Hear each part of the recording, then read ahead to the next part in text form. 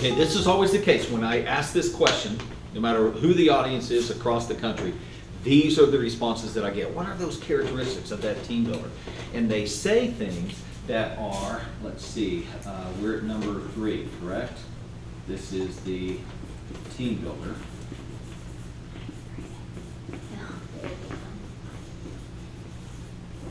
Ta-da. And we have these characteristics. This page is moving a lot on me here. Mostly what people identify first is personality. Okay? They're positive. They recognize you. They're enthusiastic. All of those are personality characteristics. Okay? But I want to throw in another very important category of characteristics in a team builder personality. And as a matter of fact, if you don't move to this, then you're really not going to be able to help out the company that much. Okay? It's great for you. It's great for other people. Everybody feels really good. Okay? But we're not getting anything done. So this next category here is production characteristics. It's not just personality characteristics. They smile all the time. You know, they're encouraging. They recognize. But it's production characteristics. Because again, what I want to do, Ashley, is I want to draw people to me to do the things that I am doing. So number one, I want them to have the same personality that I have. I want them to have, or I want them to have the atmosphere that I have. But at the same time, I want them to do the stuff that I'm doing. So what would be some production characteristics of a team builder? What am I talking about when I say that? Keeping on task. Okay. Every day. What else? Not procrastinating. Not procrastinating, stay on task. Good. What else? Being able to duplicate. What do you mean by that? Like duplicate pretty much themselves again, to be able to, tell someone how to do something the exact same way they do it, that way that they can go duplicate again. Okay, that's cool. Now you're starting to get into that manager thing. When you start talking about replication, you're starting to tap into manager. But here we're taking that good worker, that person that's able to get things done, and what they're able to do is somehow, some kind of magic, they're able to draw people to them and get other people to do good work as well. It's great that you come and you're here at work and you're bubbly and you're exciting and you're encouraging to other people. That's wonderful. And other people are responding to that and they all feel really good. But the big question is, can you get people to do good work with you? Is that fair enough? To being able to produce with you. That's going to be a key thing, is this production characteristic. Confident team builders are able to motivate people to follow them, not only in personality, but also in production. Okay? And again, working with 18 to 26-year-olds, okay, they love this personality thing. Oh, they're loving this. But this is where they struggle, okay? Because they're still trying to figure out how to be a good worker. Because at a young age, the way that we learn, the way that we discover whether something is positive or negative really has mainly, I would say probably mostly, to do with how you feel about the experience. Right. And when we're young, when we're students, the student mindset, how you feel about an experience has to do with being relaxed, being able to chill, being able to spend time with people and having fun. That's what we learn in school. Hey, did you have a good time? Had a great time. Really, what were you able to do, man? Just relaxed.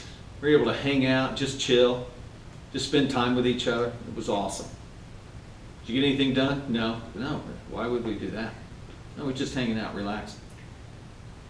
But then all of a sudden we move from student mode out into employee mode and out into the workplace, And now our bosses and our people are saying, no, no, I appreciate that you're having a nice time here, but you got to get something done. And I don't know if you've been in this situation before, but in that group, in that mindset of students, you put somebody into that group that says, hey, let's do something. Let's get something accomplished. Chances are really good the group's going to go, nah, slow down. We're just relaxing. We're just hanging out. I don't know that we need to get all that. Let's just relax and let's stay here. That make sense? Mm-hmm. Got a 16-year-old daughter that we are introducing to production. I've got a 24-year-old daughter that's getting ready to step into, looks like she may be taking a position in Austin at IBM. All right, well, she's going, Dad, I so don't want to work for IBM. I'm going, have you ever heard of the name IBM? Yeah. Yes, you know, it's like, you want to go there. We're looking at 12 to 18 months where you need to launch into this thing, do great work at IBM, and then use that as your next stepping stone. Again, you can imagine being my kid, you know. And here's what we're gonna do this. But anyway, so she is getting ready to step into this thing where I guarantee she's going to be able to rock every single interview with her personality. Okay? She's got beautiful red hair, she's freckles, just a beautiful gal. She's got great personality, so I know that there's no problem with her being able to nail interviews with her personality. However, where she could get beat if she's not careful is production. Being able to show that she can produce the results. But again, if you're in my family, or if you're like me, you think that personality, hey, I can do anything because I got the personality. Personality will, you know, again, this is how I grew up. I could manipulate teachers, I could manipulate parents, I could manipulate any situation because I had the personality to do it. But when I finally got to a point in my life where production became important, all of a sudden I was like some little kid sucking my thumb over in the corner going, oh my God, I can't personality myself out of this. You know, I don't know if I told you guys the story in college at OU. I took a class, basketball. Don't go back, did I tell you this story? Took the basketball class. Failed it because I thought I could use personality, but the teacher was grading for some weird, strange reason. The teacher was actually grading on production. What the heck is that? You know, you mean I have to come every day? I have to be here every day? I have to do these certain things, you know? But by the time so I didn't show up for class, thought that I could just, you know, glaze over everything with personality. She held me to a production standard that I had never experienced before. Just hacked me off. But did I learn from it? No. She was stupid. No one ever does that. I didn't even know that that's where I was headed. That was the type of world that I was headed into. I don't even remember the teacher's name or anything. I barely remember what she looks like. You know, I just remember it was a girl, and I remember that she wouldn't let me use, I couldn't use my Jedi mind trick on her. Oh, so frustrating. But had I been willing to learn, I could have learned something at a young age, okay, about production. So this is a key characteristics that we have. It's not just about being a team builder. It's not just about getting other people around me because I have a great personality. And people that are around me tend to take on my personality and feed off of my personality. But it's also being able to team build through production. Getting people, bless you, getting people to be able to produce like I am producing. Is that fair enough? So how do you do that? How do you get somebody to produce the way you produce? He tells. What's that? Can you show them? Be patient. Yeah. Got to show them. Just get out of the way and let me do it. And it doesn't work. It doesn't work. It gets the job done, yes, but in the bigger picture, it doesn't do what you need it to do. This is why a lot of times I call the team builder. Another word for this is the trainer level.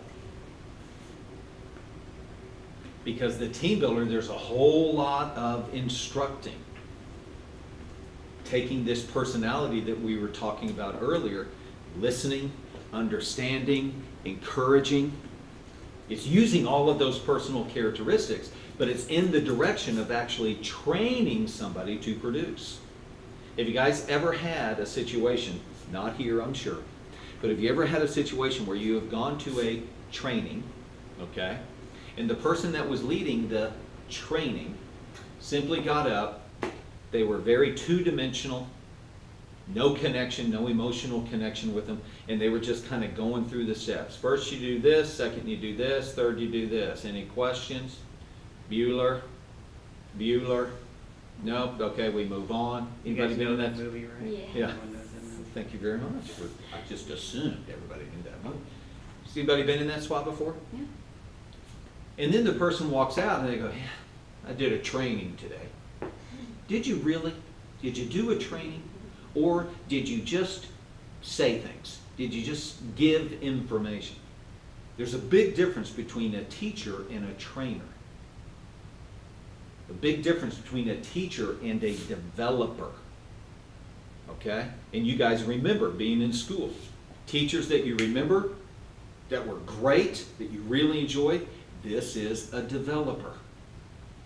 As opposed to other teachers, a teacher is simply somebody that stands up and gives information.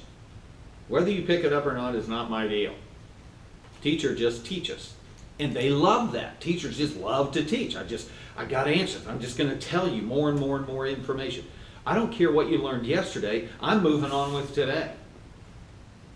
And then we're going to have a test on Friday. It's going to be on everything we've talked about. Oh, what do you mean? Just read your notes. They're not really looking for understanding. They are just looking for, I need to take the information from my brain, I need to put it out there, and it's your deal after that. Does that make sense? Difference between a teacher and a trainer. So if we're not careful, we can take the worker mindset into the team builder trainer thing, and I'm supposed to train you guys, so here we go. Page 1, bam. Page 2, boom. We're moving through the thing, but we're really not stopping, we're really not pausing to listen, to pay attention, to encourage, to check for understanding. Does that make sense? Mm-hmm. Okay? So as we move into this team builder area, this trainer mindset, developer mindset becomes very important, not only with personality, but also with production. Okay? So let's see. Another piece that you will find here with team builder is growing in the ability to recognize